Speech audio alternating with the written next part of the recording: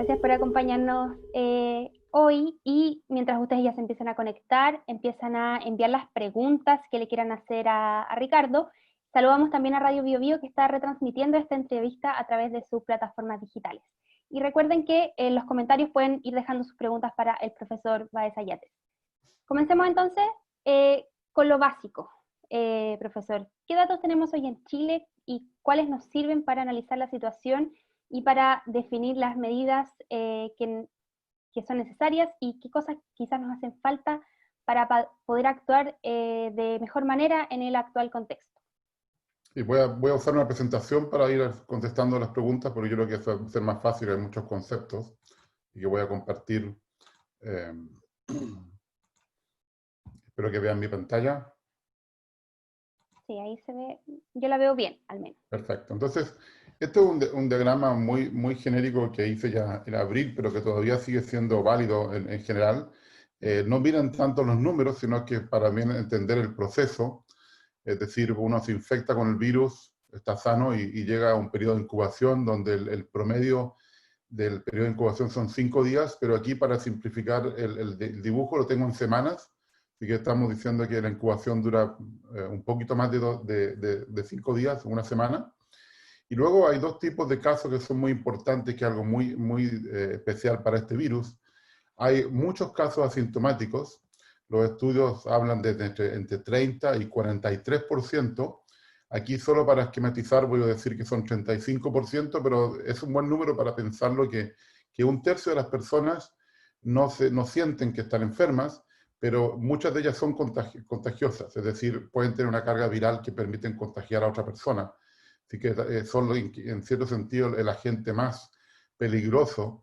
Son las personas jóvenes, los niños que no sienten nada, pero que en realidad están contagiando. Luego, de los que tienen síntomas, lamentablemente algunos van a tener que ir al hospital, van a sentirse muy mal, no van a poder respirar bien, y algunos de esos van a estar tan mal que van a tener que ir a la UCI, donde van a estar intubados en un ventilador. Aquí puse un 5%, eso cambia de un país a otro, cambia dependiendo de la infraestructura médica. Y, por ejemplo, podría ser que solamente el 1% de ellos fallezca. Y vamos a hablar de eso, la tasa de letalidad de verdad de la infección.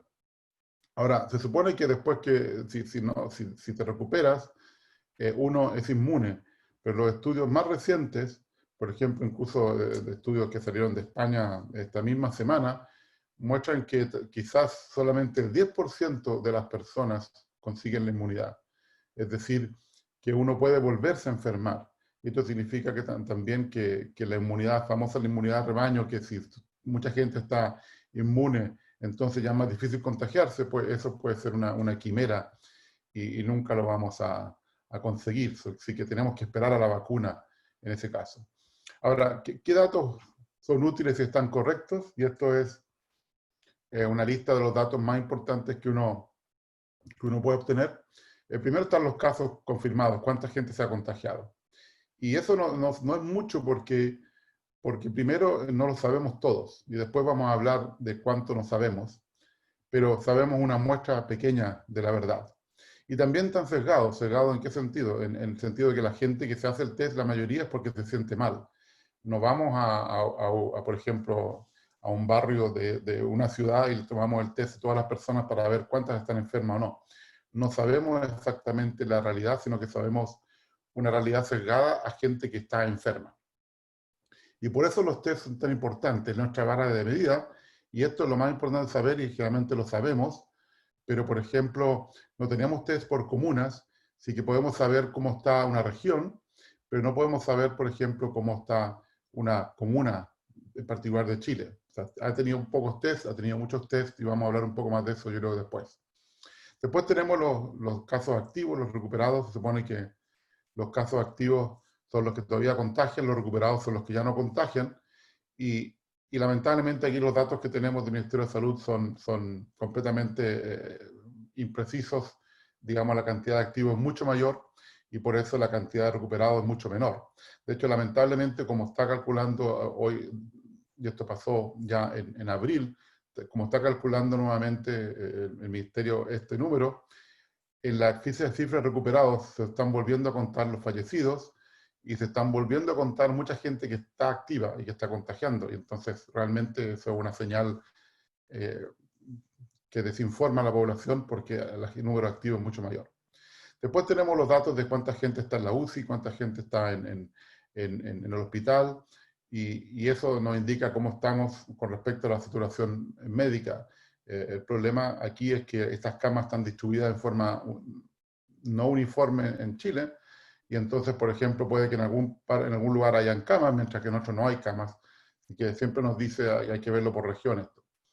Y luego tenemos los fallecidos, que es el dato más preciso que tenemos, que no depende de la población. No vamos a hablar de eso, pero las tasas por millón no son justas con Chile, porque Chile tiene una población baja, así que realmente no hay que tomar tasas por millón, porque el contagio al comienzo depende de básicamente la densidad de población, de cuán hacinada vive la gente, de los lugares donde se encuentra, como el transporte público, etcétera. Así que realmente no hay que tomar el número absoluto.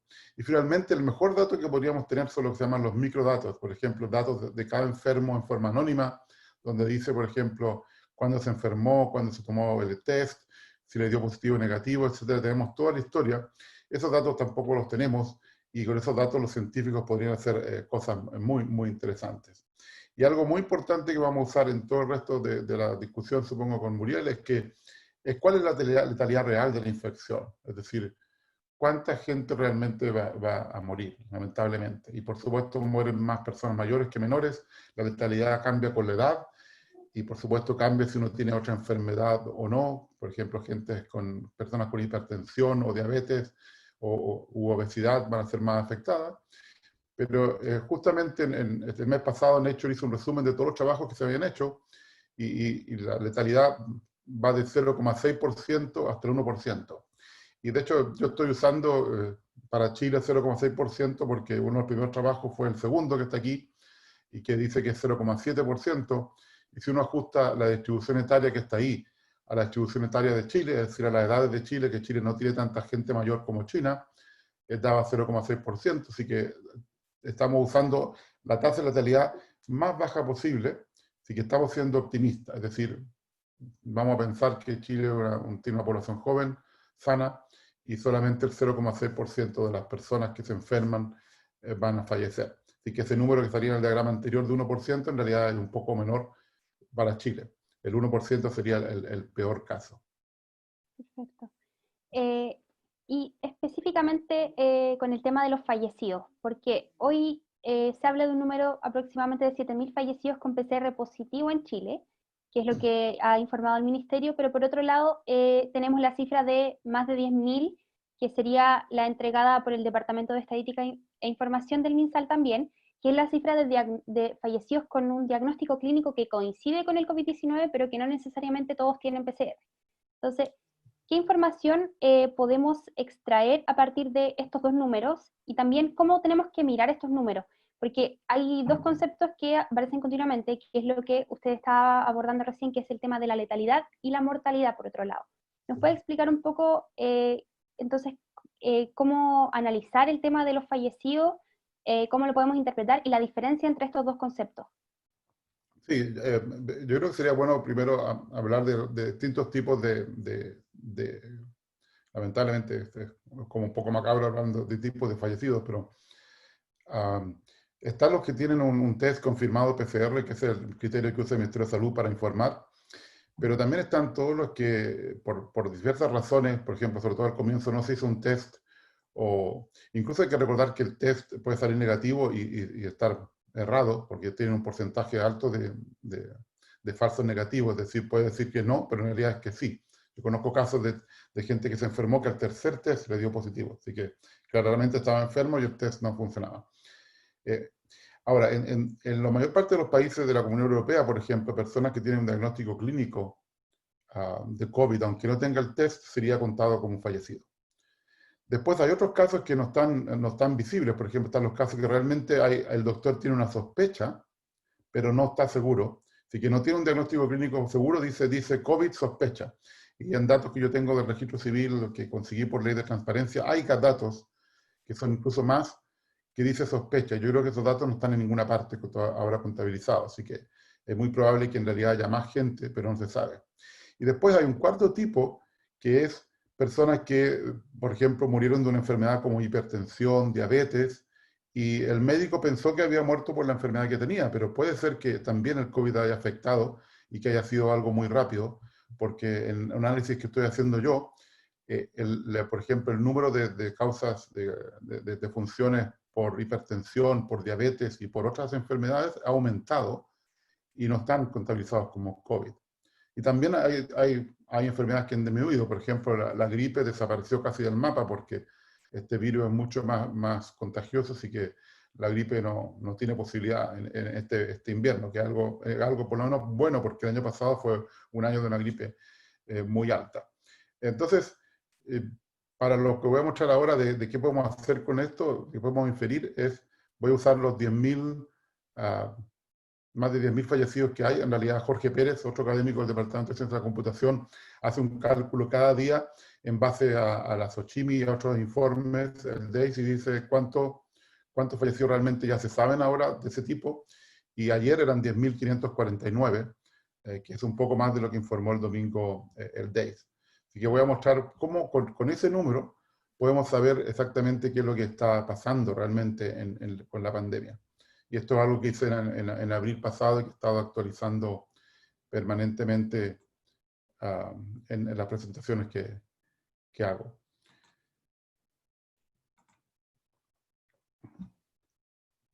¿Ahí están viendo? Sí. Sí, entonces, y esto es muy importante, ahora lo recuerdo, vamos a suponer que es 0,6%. El verdadero número lo vamos a ver solamente al final. Entonces, a partir de esto, la pregunta es, ¿cuántos casos reales hay? ¿Cuánta gente se ha contagiado? Y empezamos con este número que acabo de mencionar, 10.500 personas que han fallecido hasta la fecha, un poquito más, 10.549, pero para hacer un número redondo, para que sea más fácil. Entonces, si han muerto 10.500 personas, quiere decir que hace 10 días atrás, hace 2 semanas, hubo una cierta cantidad de contagios para que si el 0,6% fallece, nos dé 10.500. Y ese número, lo que tenemos que hacer es dividir 10.500 por 0,006, porque un porcentaje lo dividimos por 100 además, vamos a encontrar que entonces para que hubieran fallecido 10.500 personas, tienen que haber habido 1.750.000 personas enfermas hace 10 días, más o menos. Ahora, si uno vamos a los datos del Ministerio de Salud hace 10 días, el Ministerio informaba que habían 270.000 contagios en Chile. Y este es el primer problema. Es decir, lo que sabemos es menos del 20% de lo que probablemente lo está pasando. Y porque ya tenemos un número tan grande, esto es estadísticamente bastante significativo.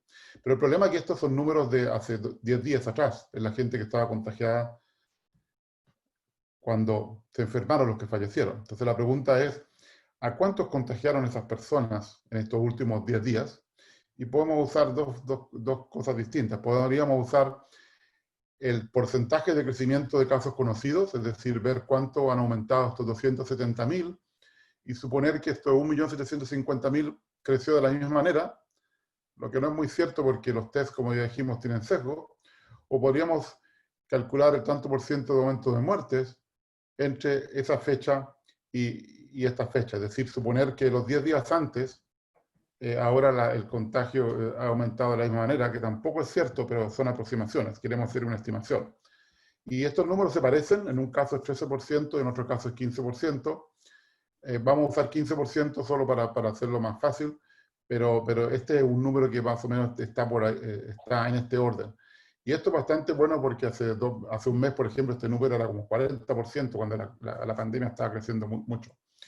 Y si uno hace eso, bueno, vamos a obtener que da un poco más de 2 millones de casos. 2 millones de casos ya más del 10% de Chile, que según el INE debería tener una población de 19.450.000 habitantes, es decir, un poco más del 10% de Chile. Pero hoy en día, y creo que no ha salido el número de hoy porque no lo pude encontrar, hay 300.000 casos. Así que si uno compara 300.000 casos con la realidad que es 2 millones, vemos que hay 6,5 veces más. Y este es lo que yo llamo el factor de riesgo, es el desconocimiento que tenemos de la pandemia. Y si uno calcula la tasa de letalidad de casos. Este es el cálculo real que se hace mal en casi todo el mundo, y Chile no es la excepción. En Chile se divide 10.500 muertes por los 300.000 casos que tenemos hoy. Pero en realidad la división correcta es que habría que dividir esto por los contagios que habían cuando esas personas se enfermaron. Así que debería ser 10.500 dividido por 270.000. Y este número da 3,9%. Y esa es la tasa de letalidad de casos. Y por supuesto la pregunta ¿es real? Bueno, no, primero no es real, porque como ya dije, partimos con la suposición de que es 0,6% y todos los estudios científicos dicen que es a lo más 1%. Así que esta tasa de letalidad de casos, si la calculamos bien o mal, no mide la realidad y da unas malas noticias que no son ciertas. Pero hay otro problema además en Chile. El problema es que se han cambiado muchas cosas en el camino. Entonces, por ejemplo, la curva roja es lo que se calcula normalmente, la curva azul es la correcta usando los casos de hace 10 días, y vemos aquí, por ejemplo, que si hacemos más test positivos, esto baja, porque como estamos dividiendo contagios, fallecidos por contagios, cuando los contagios aumentan, este número disminuye. Si hacemos menos test, suben. ¿Recuerdan el día en junio que el Ministerio dijo que habían traspapelado 553 personas que habían fallecido también? Ahí sube de golpe. Pero el virus no ha cambiado, el virus sigue siendo el mismo. Así que esto no tiene sentido que suba de golpe. Por ejemplo, después el Ministerio reconoció que habían más casos que no habían sido informados, 31.000, y ahí la tasa de letalidad bajó de golpe. Y ahora, como informamos datos del registro civil, cada vez que es lunes y martes, porque el sábado y el domingo no se trabaja, bueno, el domingo no se trabaja y el sábado se trabaja solamente en algunos lugares del registro civil, tenemos una baja en la tasa de letalidad, que tampoco significa nada, solamente significa que los datos los tenemos retrasados. Entonces, de acuerdo a todos estos cambios, lo que vemos en realidad no es la realidad, lo que estamos viendo más bien es todos los cambios que ha hecho Chile con respecto a los criterios de cómo contabilizar fallecidos y cómo se encuentran contagios. Así que incluso dentro de Chile no lo podemos usar porque en una comuna se han hecho más test que en otras comunas. No tenemos los datos, pero sabemos eso porque en regiones se hacen menos test que en Santiago. Entonces, este número ni siquiera nos sirve para comparar, por ejemplo, Calama con la comuna de Santiago, porque son dos números que no se pueden comparar, porque el número de cantidad de test que se hacen son distintos, con respecto a la población, por supuesto, de esas comunas. Y para terminar tal vez con lo del test, y yo creo que tal vez podemos hablar ya de esto, un poco adelantándome a las preguntas. ¿Qué pasa con los tests? ¿Podemos realmente entender bien con lo que pasa con los tests? Bueno, la verdad es que no, porque la línea azul aquí son los contagios diarios que hay nuevos en Chile. Esta es la línea. Pero el problema es que esa línea es con un número distinto de tests cada día. Así que, por ejemplo, cuando baja aquí, puede ser que bajó porque hay menos tests, no porque hay menos contagiados. Entonces, lo que realmente hay que mirar es la positividad. La positividad es cuántos de esos tests son positivos, cuántas personas que se hacen el test están enfermas. Y entonces, para poder comparar estos números, lo que podemos hacer es normalizar la positividad a un número fijo de test. Y esto es lo que hago aquí en este gráfico, es la línea roja. La línea roja es la positividad por 20.000 test. La capacidad de Chile de test está entre 20 y 23.000, dependiendo de la fuente, cada vez hay más laboratorios, estamos avanzando. Pero supongamos que es 20.000. Bueno, si hubieran hecho todos los días 20.000 test, obtenemos esta línea roja. Y aquí pueden ver lo que pasa. Por ejemplo, aquí pueden ver que este día bajó porque hubieron menos test, pero la positividad subió, aumentó. Y por ejemplo, aquí al revés. Aquí, por ejemplo, subió el número de contagiados, pero en realidad la positividad bajó. Así que esto nos engaña positivamente y negativamente. No tenemos que mirar esta línea azul, y después vamos a usar esto de nuevo, porque si miramos la línea azul, no entendemos lo que está pasando, tenemos que mirar esta línea roja, que por lo menos está normalizado. Aquí pueden ver que hay una noticia buena, que la positividad ha ido bajando. Lamentablemente ayer subió, no sé qué va a pasar hoy día, pero ha ido bajando y eso es positivo. Y ya con esto un poquito más claro, es la pregunta que todo el mundo ha tratado de responder en estos días. ¿En qué momento de la pandemia nos encontramos hoy? ¿Pasamos el pic? hay una leve mejoría, como se ha dicho, y también hoy lo han dicho varias autoridades, se está hablando de una situación un poco dispar en el país, porque mientras quizás la región metropolitana está mejorando un poco, hay regiones que también están peor, pero también se habla de empezar a desconfinar ciertas regiones también. ¿Qué pasa con el PIC finalmente? Sí, esto fue lo que pasó el domingo pasado cuando no sabía si publicar esto de que habíamos pasado el pic porque se podía usar de muchas maneras. Por supuesto, la gente que quiere salir de la cuarentena lo ocupa para decir que entonces ya esto podemos salir de la cuarentena y esto sería lo peor posible de hacer hoy en día. Pero la principal razón que creo que era importante mostrar que habíamos pasado el primer pic, no solamente el último, es que la cuarentena estaba funcionando lentamente, pero estaba funcionando. O sea, hay gente que es como los que creen que la Tierra es plana o que las vacunas no funcionan, dicen que las cuarentenas no funcionan y que por supuesto la economía es más importante y ahí podemos entrar en temas más filosóficos, pero yo creo que sí está funcionando porque en todas partes del mundo lo que se ha hecho es eso y lo que más ha funcionado, sobre todo los casos más graves como Argentina, Italia, China, que lo hizo en forma brutal. Ah, antes de pasar a ese tema, hay algo que me gustaría mencionar, que lo dije antes, que los casos activos estaban subestimados. Me gustaría mostrar, antes de hacer eso, un pequeño gráfico de que hizo Francisco Lillo, que yo creo que es muy importante porque muestra la señal positiva, que no es cierta, digamos, de, de esto. Un segundo. Se me perdió el mouse. Ahí, listo. Entonces están viendo mi pantalla de nuevo, ¿no? Sí. Sí. Sí, bueno, esto es un estudio que actualizó Francisco Lillo, uno de los 40 científicos de la Carta, de la cual yo soy también miembro, y que tuvimos una reunión con el ministro de Salud hace 2 días. Esta fue una cosa que demostramos y esta es una cosa que también son las señales más peligrosas que hay en este momento, porque básicamente está diciendo hay muy poca gente contagiada, activa, no se preocupe, es difícil que se contagie. Y esto no es cierto, digamos. Por ejemplo, hoy en día dicen que hay menos de 30.000 contagios activos. Estos son usando los datos de los 2 últimos informes epidemiológicos. Y de aquí se puede saber que en realidad el número de casos activos es 1,7 veces más. ¿Y por qué ocurre esto? Pues por los retrasos de los test PCR. Es decir, lo que estamos viendo no es la realidad. Y ahora, si tomamos en cuenta lo que ya mostré, que hay en realidad 2 millones de personas que se han contagiado, y como es un proceso exponencial, muchas se han contagiado hace poco, no hace tiempo, el número real debe ser por lo menos 11 veces, usando la misma idea que mostré de los fallecidos, usando qué fracción de esos 2 millones son en los últimos 10 días, o 14 días, que es el criterio del ministerio, obtendríamos que 11 veces más, que es, bueno, ya estamos hablando más de 300.000 personas, y en realidad mis estimaciones son que 20 veces más, y yo creo que son más cerca de 600.000 personas, de que básicamente como 1/3 de la gente está activa.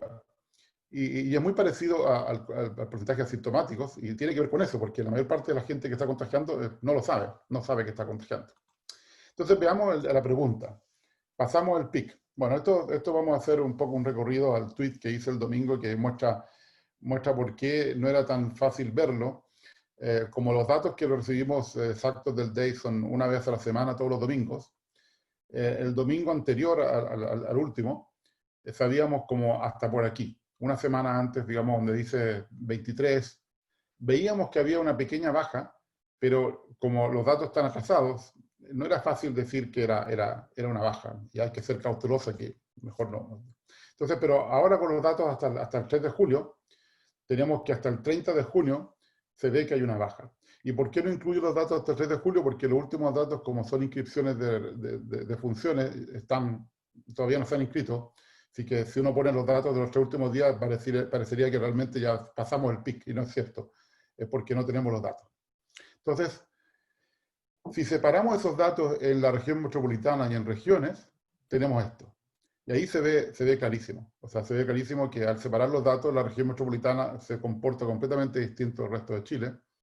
Y vemos que el resto de Chile sigue creciendo lentamente. En parte crece más lento porque no es una mega ciudad donde hay mucha gente que está junta en transporte público y en otros lugares donde se junta la gente. Pero lo que vamos a hacer es suavizar esta curva, porque como tiene altos y bajos dependiendo de los test que se hicieron cada día, etcétera, vamos a tomar un promedio de 7 días, y cuando tomamos un promedio de 7 días, esto se ve exactamente parecido a lo que debe haber pasado. Es decir, hubo más que un pic, hubo una meseta. Vamos a explicar por qué fue una meseta. O sea, hubo más de una semana que estuvimos en esa meseta, y ahora sí la región metropolitana está bajando, pero primero, mucho cuidado. Llegamos a días que tuvimos más de 200 personas fallecidas solo en la región metropolitana, que es bastante, y estamos todavía sobre 100, 120. Es decir, no hemos pasado ni siquiera la mitad de la bajada. Estamos como en un tercio de la bajada. Así que por eso que no hay que pensar en hablar de salir de la cuarentena, y lamentablemente ya el ministro dijo ayer que estaban planeando medidas para salir del confinamiento. Yo esperaría ver lo que pasa en otras partes con esto, porque ya hay casos negativos de esto. Bueno, veamos los casos, porque se supone que si hubo aquí una meseta, 2 semanas antes tenían que haber habido el pic de casos, el famoso cuando había más contagiadas. Pero si ponemos los datos, eso no se ve. Y este es parte del problema. Aquí podemos ver que en realidad el récord de casos, cuando se hicieron también muchos test, fue como el 16 de junio, que es durante la meseta. Entonces, esto es como diciendo, esto es imposible. No puede ser que haya el máximo de casos cuando había un máximo de fallecidos. Ahora aquí estoy usando la misma línea que dije antes, que están casos, digamos, estos son los casos así como los vemos, no están normalizados. Esa es parte del problema. Son los casos, están multiplicados divididos por 1000 para que queden en este esquema. Es decir, si uno multiplica esto por 1000, quiere decir que, por ejemplo, aquí por 20, fue el récord como casi 7.000 casos, casi 7.000 casos, que fue el máximo que hay en Chile. Así que está escalado para que podamos verlo en el mismo gráfico. Pero aquí es donde entra la parte de los casos normalizados. Vamos a suponer que cada día se hacen 1000 tests. En vez de 20.000 como antes, vamos a poner 1000 tests para que quede en la escala correcta. Y si hacemos eso, es completamente distinto. Por eso que los casos de cada día nos engañan, porque no nos están mostrando la realidad. Cuando normalizamos, vemos, aquí también estamos haciendo el promedio, si está normalizado con promedio, vemos en realidad lo que pasó realmente con los casos. Aquí vemos, por ejemplo, que hay un primer pic a final de mayo, que en realidad es un pic falso, por suerte, no era, digamos que eso seguramente fue un aumento de la positividad. Normalmente llegó más gente enferma a hacerse los test, pero después, si seguimos subiendo, vemos la meseta. Ahora sí la vemos. Vemos que esta meseta de aquí, que fue a final de mayo, comienzo de junio, es exactamente esta meseta de aquí. Es decir, podemos ver que aquí sí la teoría se cumple. 2 semanas antes, casi exactamente 2 semanas antes de la meseta fallecida, tuvimos la meseta de casos. Pero esto solo se ve si uno hace esta normalización que nos permite comparar peras con peras y no peras con manzanas. Ahora, un problema es que hay igual un segundo pic, que esto pareciera como una meseta antes de llegar a la cima, y eso no lo vemos todavía, porque sería justo la semana pasada, pero no tenemos los datos de la semana pasada todavía. Entonces esto es peligroso. Yo creo que esto no es otra subida de los fallecidos. Yo creo que esto es una combinación de la subida de regiones con otro pic falso como este, que es básicamente porque otra vez aquí se hicieron muchos tests. Entonces, cuando se hacen muchos tests, puede haber un aumento de la positividad que se debe al tipo de test que se hacen y no que realmente hay más gente enferma. Entonces, tenemos que esperar, por eso que hay que ser muy cauteloso con no cambiar las medidas. Tenemos que ver qué pasa con esto. Ahora, si uno si uno ahora dice, pero esto es todo Chile, ¿qué pasa con la región metropolitana? De aquí Jorge Pérez nuevamente de CC me ayudó a sacar los datos correctos, porque habían semanas que no habían datos de regiones, digamos, de positivos por regiones, pero aquí reconstruimos más o menos la curva para la región metropolitana. sea, esto es lo mismo que antes, pero solo en la región metropolitana, así que ahora podemos comparar mejor la curva roja con la curva azul. Estas son comparables. Vemos el pic falso aquí, vemos la meseta nuevamente aquí, ¿ven la meseta? Y vemos este otro pic que ahora lo vemos que es más pequeño. Así que por eso también yo creo que es un pic falso, no es tan alto como parece.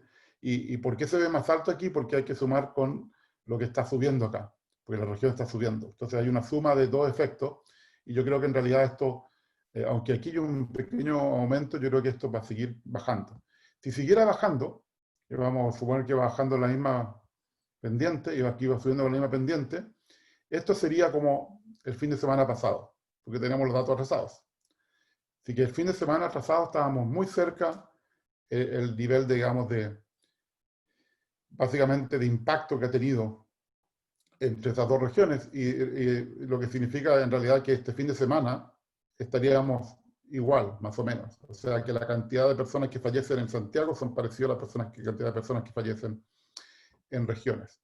Eso significa que tenemos que actuar ya, porque hay que actuar 2 semanas antes de que esas cosas pasen, porque es el tiempo que tarda el virus en hacer efecto. Así que eso es lo que tenemos que hacer. Ahora, ¿qué es lo preocupante cuando tú decías lo de regiones? Que hacemos mucho menos test en regiones.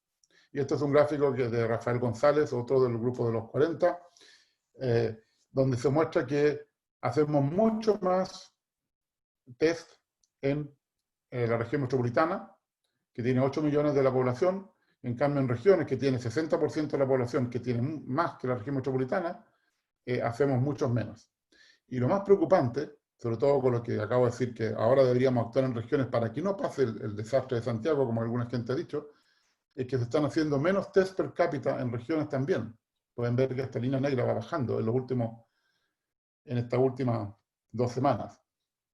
Así que tenemos que hacer más test en regiones, incluso con los problemas de capacidad que han habido, porque, por ejemplo, ciudades como Calama no tenían laboratorio PCR para hacerlo, y solamente en las últimas semanas han conseguido tener, por ejemplo, 3 máquinas. Y esto, si Calama tiene ese problema, seguro que otras ciudades más pequeñas tienen un problema parecido. Y para terminar la presentación, y aquí podemos entonces empezar a contestar preguntas, esto es el último estudio que hice de hace una semana de comunas. Lamentablemente no pude actualizarlo, quería hacerlo, pero cosas importantes. 40% de las comunas no tienen personas fallecidas. Se puede hacer algo como en Nueva Zelanda, actuar pronto. Ahora, son comunas pequeñas, así que es más fácil. Es solamente el 10% de la población, pero igual, es 10% de los chilenos que podríamos, digamos, decir, mira, aquí lo hicimos bien y no falleció nadie más. Y aquí pueden ver las comunas más impactadas, y aquí hacemos lo mismo que hicimos al comienzo con los fallecidos, estimar el número de contagios, pero ahora lo hacemos por comunas.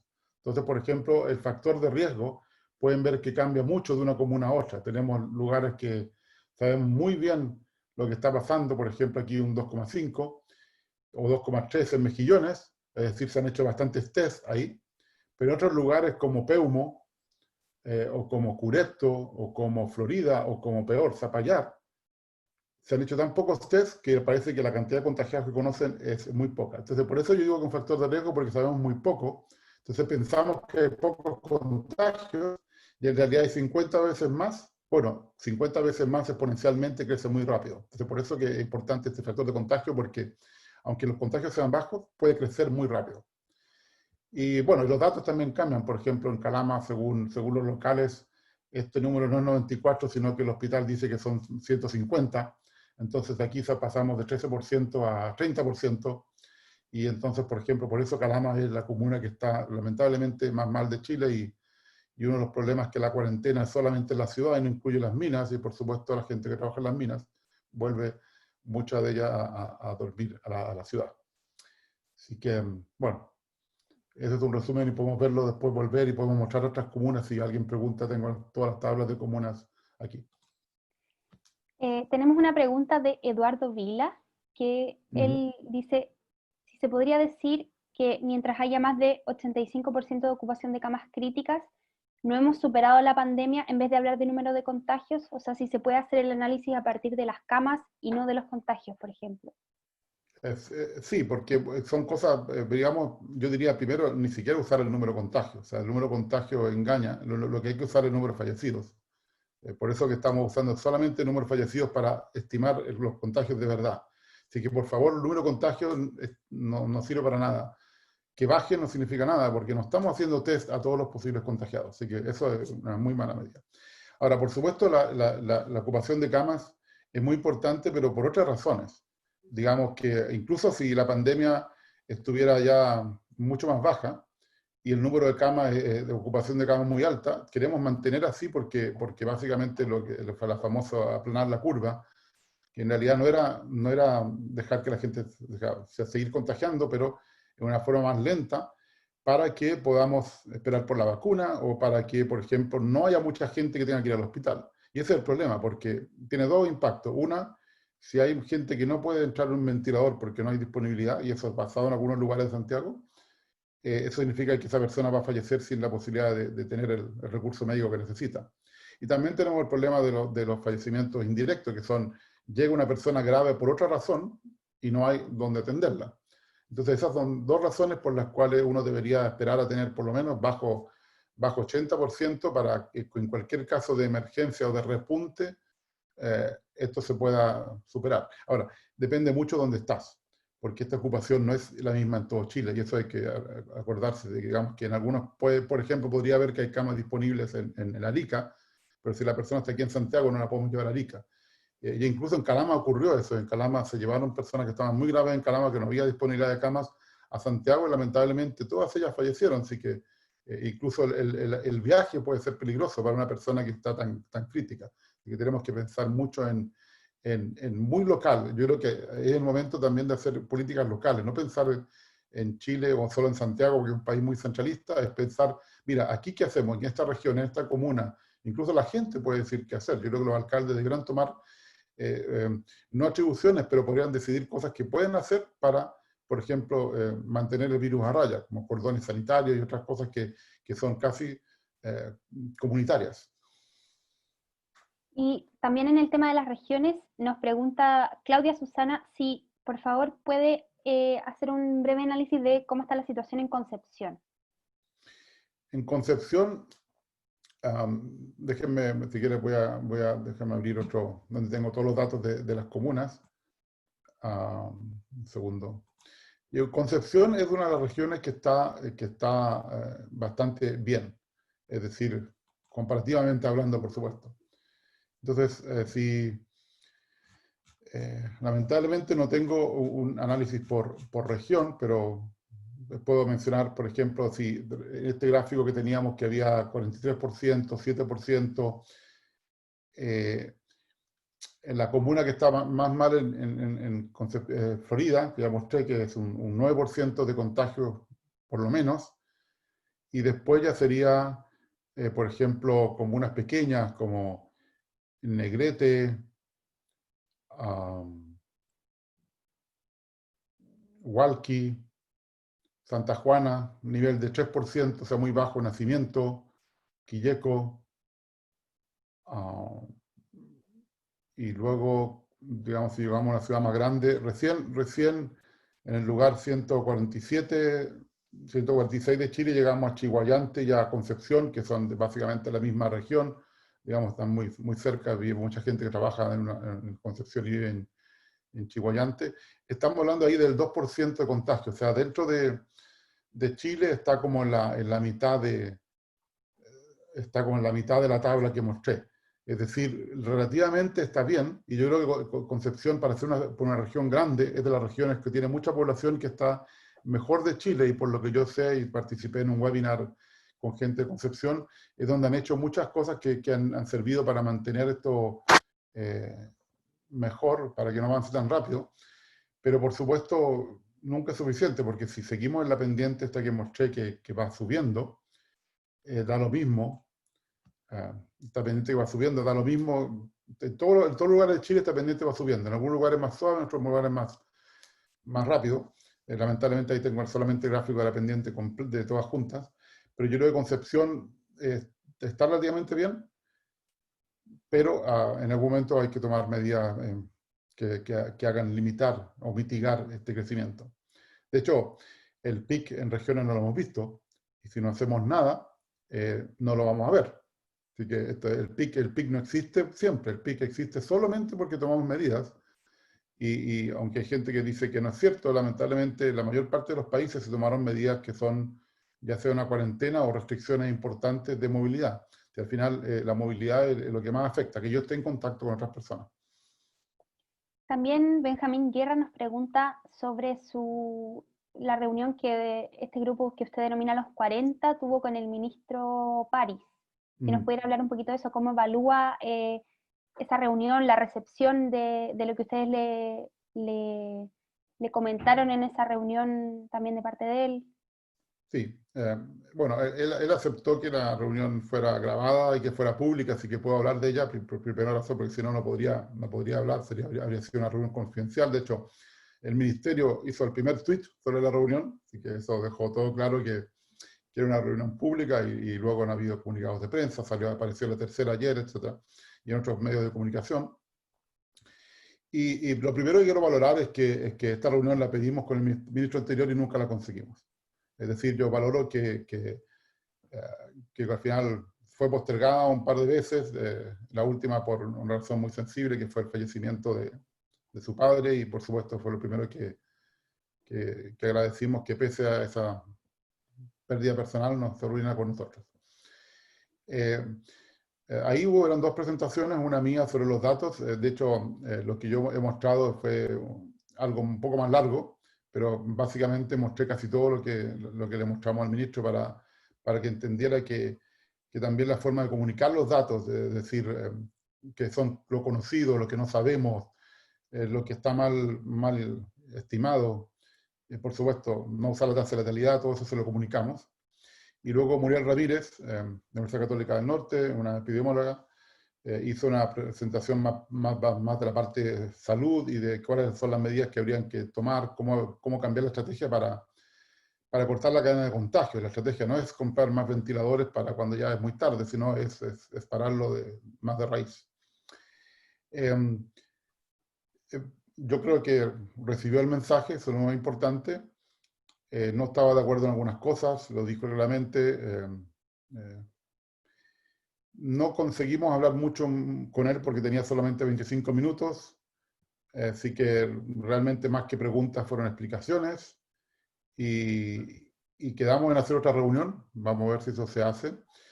Ahora el tema es cuán receptivo es a estas ideas. Yo creo que el primer paso por lo menos fue reunirse con nosotros, yo creo que eso fue un paso importante, lo ha hecho también con otros medios como, digamos, otras, como Espacio Público, fundaciones que están tratando de hacer lo mismo, así que yo creo que es bueno escuchar a la comunidad científica, que en este caso quiere apoyar.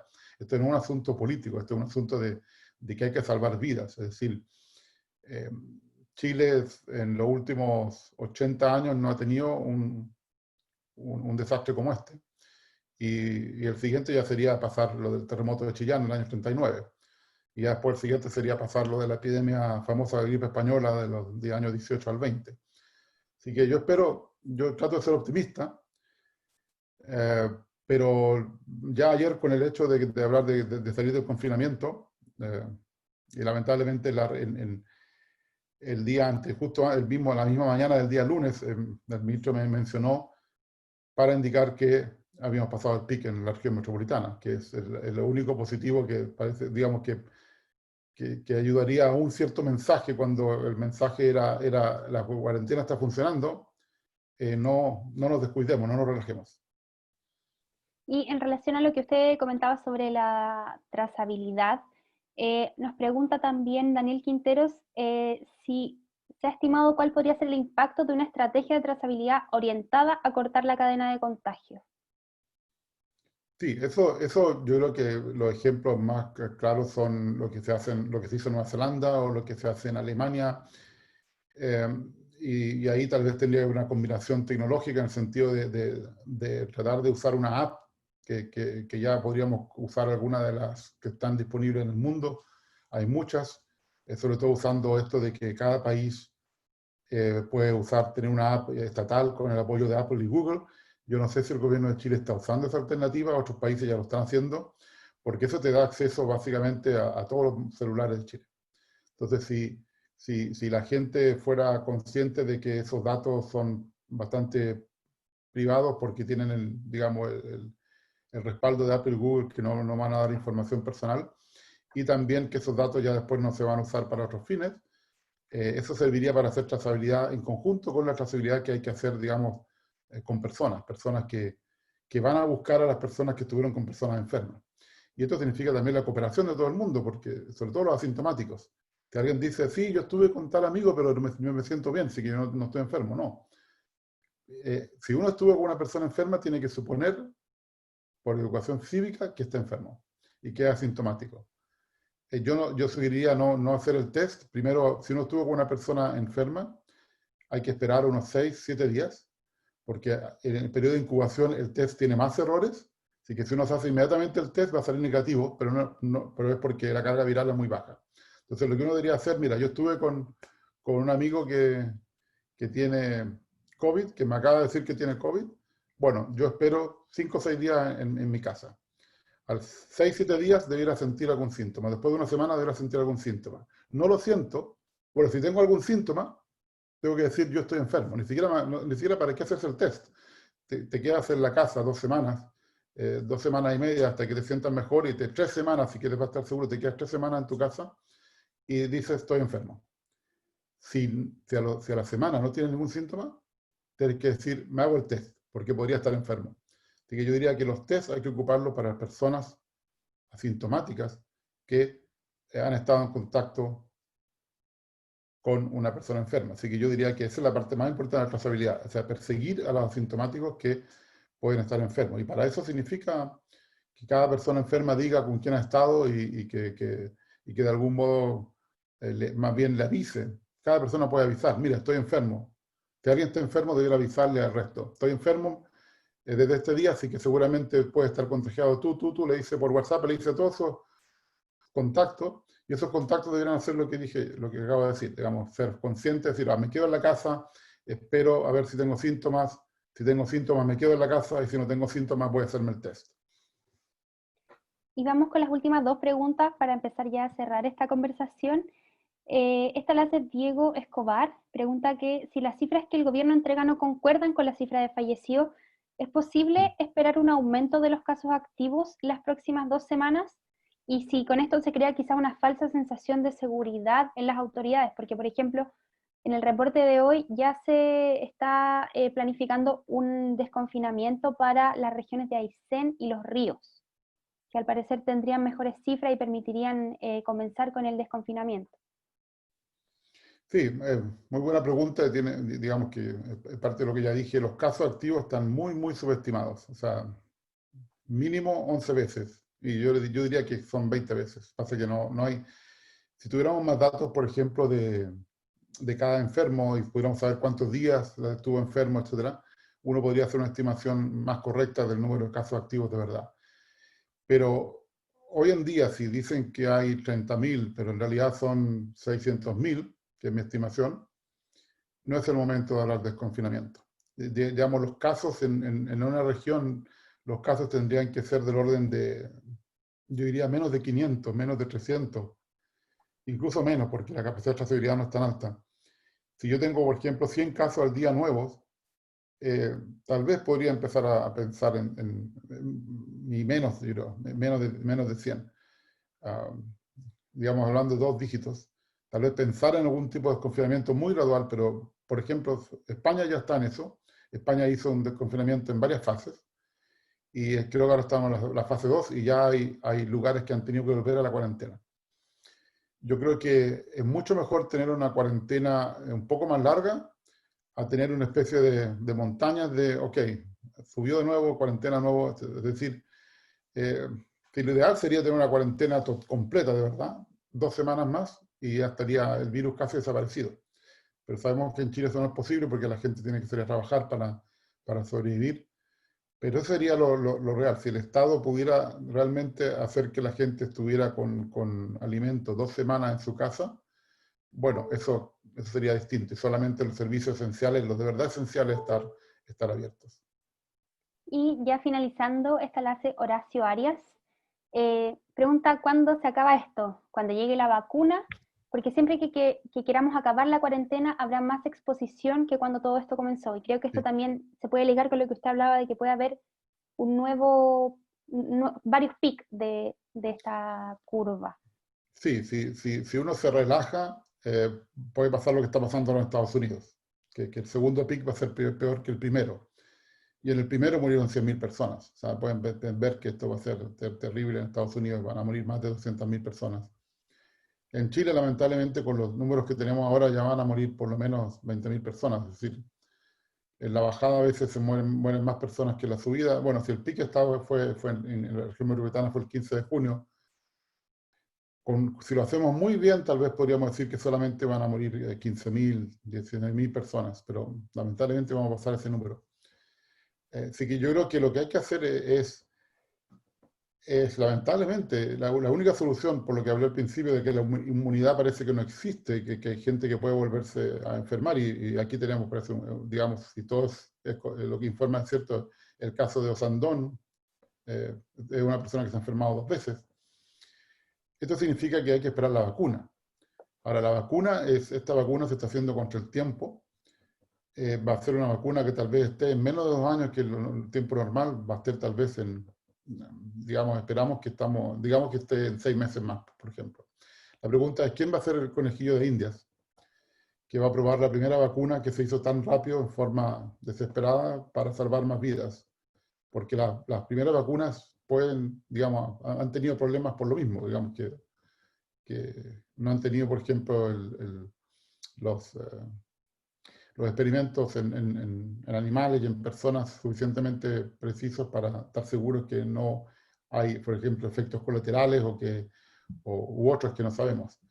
Así que, lamentablemente, supongo que van a haber personas dispuestas a probar por dinero. Yo creo que muchas farmacéuticas van a usar eso, si uno quiere ser un conejillo de Indias, pero hay que esperar también a que se muestre que la vacuna es efectiva. Lo peor que uno podría hacer es usar una vacuna que no sea efectiva.